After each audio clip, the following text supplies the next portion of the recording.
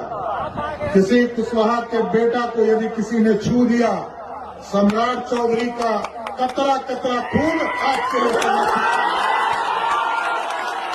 मान्यवर, वो तो वही बात हुई जैसे हमने आलू की सब्जी बनाई तो उसमें प्याज का भी बलिदान लगा, मिर्ची का लगा, टमाटर का लगा, लहसुन का लगा, सभी का बलिदान लगा, लेकिन नाम क्या हो गया? आलू की सब्जी बनी। लेकिन यही हाल आज हमारे देश का है। अखिलेश सिर्फ यादवों के लिए हो गए, योगी सिर्फ ठाकुरों के लिए हो गए, चंद्रशेखर सिर्फ दलितों के लिए हो गए, और आप सिर्फ कुशवाहा समाज के लिए हो जाओ। श्रीमान सम्राट चौधरी जी, हमको ये कहते हुए शर्म आती है कि आप बिहार के मुख्यमंत्री हो। क्या आपको नहीं मालूम कि बिहार में कितनी बेरोजगारी है? क्या आपको नहीं मालूम कि बिहार में 90% शिक्षा की कमी है?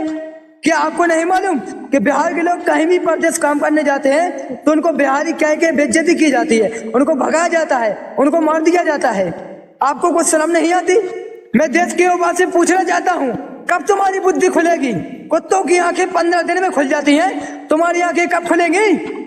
कब जागोगे तुम? सच बात तो यह है कि जिसके पूर्वज हजारों साल से गुलाम रहे हो, उसका डीएनए कुछ तो असर करेगा। 1947 के बाद तुम गोरे अंग्रेजों से आजाद हो गए, आज काले अंग्रेजों के गुलाम हो चुके तुम क्यों नहीं आवाज उठा रहे देश के लिए? तुम इन जैसे नेताओं को वोट देते हो, क्या तुमको कुछ विकास नहीं चाहिए? मैं गारंटी से आप लोगों के सामने लिख के दे रहा हूं, जब तक इस देश से जाति व्यवस्था खत्म नहीं होती तब तक यह देश में हर 100 वर्ष के अंदर खूनी युद्ध होता रहेगा, क्रांति आती रहेगी।